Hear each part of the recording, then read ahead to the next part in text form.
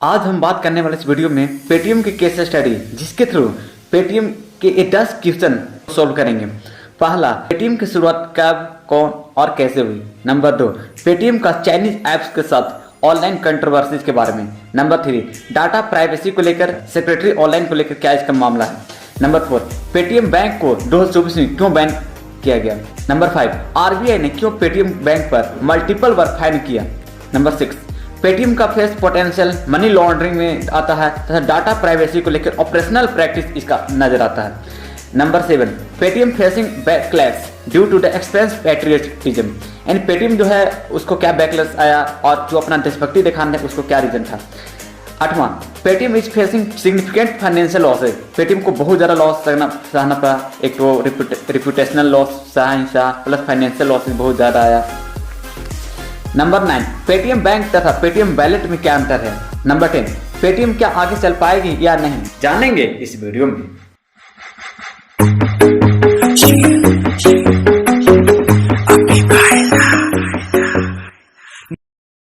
तो शुरू करते हैं। पहला क्वेश्चन, पेटीएम की शुरुआत कब, कौन तथा कैसे हुई और क्यों हुई। पेटीएम की शुरुआत साल 2010 में दिल्ली के किराए के मकान से विजय शेखर शर्मा के द्वारा किया गया। एक कंपनी मोबाइल रिचार्ज की सुविधा प्रदान करते थे या डिजिटल पेमेंट को बढ़ावा देने के लिए किया गया था तथा लैंडलाइन का पेटीएम करते थे। बाद में धीरे धीरे पेटीएम ने बहुत सा फीचर देना शुरू किया। 2015 तक मेट्रो के बिल, इलेक्ट्रिक बिल, गैस का बिल, पानी का बिल सब इससे देना पॉसिबल होने लगा। लेकिन कंपनी का मेन जो जंप है 2016 में डिमोनेटाइजेशन यानी नोटबंदी के बाद हुआ, जिसके उसके अगले ही 3 महीना में जो कस्टमर है 125 मिलियन से बढ़कर 185 मिलियन पहुंच गया। शेखर जी के मार्केटिंग भरपूर किया। डिमोनेटाइजेशन जो हुआ था 8 नवंबर 2016 को हुआ, लेकिन यह 9 नवंबर 2016 को ही अगले दिन ही मॉर्निंग के अखबार में आया था कि एटीएम नहीं पेटीएम करो, जो मोदी जी के फोटो को लेकर उसमें प्रचार किया गया, जिसमें पहली बार पेटीएम कंट्रोवर्सी में आया था। शेखर साहब ने भरपूर मार्केटिंग, भरपूर कैपिटलाइज किया। 10,000 एजेंट को ऑफलाइन मार्केट के पहुंचकर उसे ऑनलाइन शिफ्ट होने के लिए कहा गया और 2017 के नवंबर के अंत तक पेटीएम का जो यूजर्स है 185 से पहुंचकर 285 मिलियन तक पहुंच गया। दूसरा क्वेश्चन, पेटीएम के चाइनीज ऐप्स के साथ लिंक। चाइनीज कंपनी Alibaba.com ने साल 2015 में लगभग $680 मिलियन इन्वेस्ट किया तथा 40% स्टेक ले लिया। अलीबाबा के फाउंडर जैक मा को शेखर जी ने अपना हीरो भी बताया था। ऐसे भी भारत एवं चीन के बीच रिलेशन बढ़िया नहीं चल रहा है। कई लोगों ने सवाल खड़े किए कि पेटीएम सामने से देशभक्ति का दिखावा करता है तथा चाइनीज कंपनी का फंडिंग ले रखा है। इस क्रिटिसिज्म के चलते 2023 में विजय शेखर शर्मा ने लगभग 11% स्टेक वापस ले लिया तथा वर्तमान में 13.5% अभी भी उस कंपनी का स्टेक होल्डर है। Number 3, data privacy and secretary online. Investigation news agency cobra post को लेकर एक इन्वेस्टिगेशन किया गया। अजय शेखर शर्मा जो कि विजय शेखर शर्मा के भाई हैं से बातचीत के दौरान पता चला कि वो डाटा आसानी से लीक कर देते हैं तथा वो डाटा की भी कहीं भी बेच देते हैं, ताकि इसका फर्क कंपनी पर कुछ नहीं है। नंबर 4, पेटीएम बैंक को 2024 में बंद करने का रीजन क्या था। पेटीएम पेमेंट बैंक को 2017 में लॉन्च किया गया था और ये बैंकिंग सर्विस भी देना शुरू कर दिए। लेकिन नॉर्मल बैंक और पेटीएम बैंक में क्या फर्क होता है। नॉर्मल बैंक में अपना अकाउंट खुला सकते हैं, पेटीएम बैंक में भी अपना अकाउंट खुला सकते हैं। नॉर्मल बैंक में फिजिकल फोकस करता है, payment bank digital service focus करता है। नॉर्मल बैंक में आप कितना भी पैसा जमा कर सकते हैं, लेकिन पेटीएम बैंक में ये जो होता है इसे 2 लाख से ज़्यादा जमा नहीं कर सकते हैं आरबीआई के अनुसार। पेटीएम बैंक में लोन और क्रेडिट कार्ड नहीं दे सकते।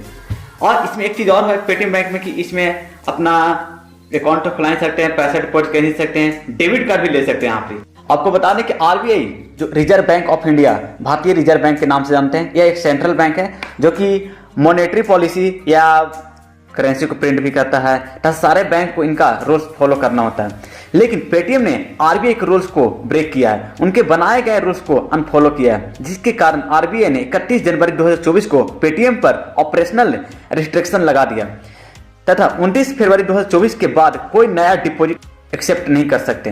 कस्टमर अकाउंट में पैसा टॉपअप नहीं कर सकते। नए कस्टमर का अनबोर्डिंग नहीं कर सकते। 15 माह तक नोडल अकाउंट हट जाना चाहिए। नोडल अकाउंट का मतलब होता है वैसा अकाउंट जिसमें ई कॉमर्स ऑनलाइन वाले बिजनेस यूज करते हैं। पेटीएम वॉलेट में 29 फरवरी के बाद आप पैसे डाल नहीं सकते, लेकिन निकाल सकते हैं। नंबर 5, आरबीआई ने पेटीएम पर मल्टीपल वार्निंग और फाइन क्यों किया? आरबीआई पेटीएम को सालों से वार्निंग दे रहे थे, ये एक बार की नहीं है। नवंबर 2017 में पेटीएम लॉन्च हुआ था। जून 2018 में फर्स्ट वार्निंग आरबीआई ने लगा दी थी, क्योंकि Paytm anti money laundering regulation को सही से पालन नहीं कर रहा था।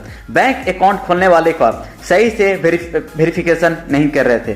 केवाईसी जो होता है, जिसको मतलब होता है नॉन योर कस्टमर, नहीं किया जा रहा था, जिससे आरबीआई ने नए कस्टमर को ऑनबोर्ड करने से मना कर दिया। रिक्वेस्ट करने के बाद आरबीआई ने ऑब्जेक्शन को हटाया, लेकिन साल 2021 में पुनः आरबीआई के द्वारा पेटीएम पर 1 करोड़ का फाइन लगाया जाता है, क्योंकि आरबीआई ने लिंक इन्फॉर्मेशन भरते समय गलत डॉक्यूमेंट दे दिया। जो ऑब्जेक्शन आरबीआई ने पहले लगाया था वही बात फिर से हो रही थी, यानी केवाईसी न करना तथा रूल्स रेगुलेशन को फॉलो नहीं करना, जिससे नए कस्टमर के ऑनबोर्डिंग पर रोक लगाई जाती है। अक्टूबर 2023 को फिर से 5 करोड़ का फाइन लगाया जाता है, लेकिन फिर भी यह गलती किए जा रहे थे, गलती सुधार का नाम ही नहीं ले रहे थे। इसलिए साल 2024 को 31 जनवरी को पेटीएम को बैन करने का आरबीआई ने निर्देश देती है। अगला क्वेश्चन, पेटीएम का फेज होता है, Paytm faces concern of the potential money laundering, data privacy and operational practices. अब पेटीएम का जो नाम आता है ये मनी लॉन्ड्रिंग में तथा गलत ऑपरेशनल प्रैक्टिस में आता है। सीएनबीसी के अनुसार पेटीएम ने लाखों कस्टमर को बिना केवाईसी के अकाउंट खोल दिया है तथा हजारों की संख्या में एक पैन कार्ड पर अकाउंट खुला हुआ है। कुछ अकाउंट में तो करोड़ों का ट्रांजैक्शन देखा गया है, जिसे मनी लॉन्ड्रिंग के नाम से जानते हैं। आउटलुक के अनुसार पेटीएम के पास 35 करोड़ ई वैलेट है, जिसमें से 31 करोड़ जो इनएक्टिव है तथा 4 करोड़ जिसमें बैलेंस नहीं है या फिर बहुत कम बैलेंस है, जिसे म्यूल अकाउंट की तरह यूज कर सकते हैं, यानी मनी लॉन्ड्रिंग की तरह। पेटीएम के पेरेंट कंपनी 197 एवं पेटीएम के बीच कोई मेल मिलाप नहीं है, लेकिन ट्रांजैक्शन हो रहा है और उसके फाइनेंशियल शीट पर कोई डिस्क्लोज नहीं किया गया। ये सभी चीज की जानकारी विजय शेखर साहब को रहते हुए हुआ। अगला question, Paytm facing backlash due to the excessive patriotism. जब 31 जनवरी 2024 को आरबीआई ने लॉन्च किया कि पेटीएम अब बंद होगा, उसके बाद मार्केट में हो हल्ला चालू हो गया, जिससे पेटीएम का शेयर प्राइस गिरने लगा। इससे लोगों को शांत करने के लिए सोशल मीडिया के हैंडल पर जो कंपनी के पेस्ट करके लोगों को बताया गया कि कुछ नहीं हुआ है, सब हल्ला है, सब कुछ समस्या नहीं है, सब शांत हो जाएगा। नंबर 8 है, Paytm is facing significant financial losses. Paytm को जब स्टॉक मार्केट में लिस्ट किया गया तब से ये लॉस में ही है। 2021 में 1665 करोड़ का नुकसान हुआ, 2022 में 1518 करोड़ का नुकसान हुआ, 2023 में 176 करोड़ का नुकसान हुआ था। इस साल प्रॉफिटेबल बन सकती थी, लेकिन इस बार भी इनका लीरबल लग गया, यानी मोय हो गया। नंबर 9, पेटीएम बैंक एवं पेटीएम वॉलेट में क्या डिफरेंस है? देखिए, पेटीएम बैंक जो होता है ये केवाईसी इसमें होता है, पेटीएम वॉलेट में कोई केवाईसी की जरूरत नहीं है। पेटीएम बैंक में जो है पैसा आप सेंड कर सकते हैं, इसमें कोई चार्जेज नहीं लगता है, और वॉलेट से 2% का चार्ज लगता है। ट्रांजैक्शन लिमिट, पेटीएम बैंक में ट्रांजैक्शन 1 लाख तक लिमिट है, वॉलेट में 20,000 से लेकर 1 लाख तक है। पेटीएम बैंक में जो इंटरेस्ट लगता है 4% का लगता है, और पेटीएम वॉलेट में कोई इंटरेस्ट नहीं है। डेबिट कार्ड पेटीएम बैंक में मिलता है, पेटीएम वॉलेट में कोई डेबिट कार्ड नहीं मिलता है। इंश्योरेंस, लोन, म्यूचुअल फंड, ये जो भी है ये पेटीएम बैंक में एक्सेस है और वॉलेट में नहीं है। Net banking, mobile banking Paytm bank में लागू है और वॉलेट में लागू नहीं है। वॉलेट का पैसा विड्रॉ नहीं कर सकते, इसे किसी और वॉलेट में भेजकर उसके बाद बैंक में भेज सकते हैं, जिस पर 2% का चार्ज लगता है। अब जानने वाले हैं कि अब 10वां क्वेश्चन, क्या पेटीएम आगे चल पाएगी या नहीं? पेटीएम में काम करने वाले लोगों को पता नहीं है कि आगे क्या होगा क्या नहीं होगा। इनके जो लीडर है इन पर कोई विश्वास नहीं है। हो सकता है बिजनेस मॉडल बदलेगा, इसमें लोगों को कन्विंस करना होगा, विश्वास बनाना होगा, जो कि बहुत मुश्किल है क्योंकि रिप्यूटेशन लॉस हुआ है। पेटीएम को पहले आरबीआई को कन्विंस करना होगा, क्योंकि आरबीआई ही मेन नियम लागू किए।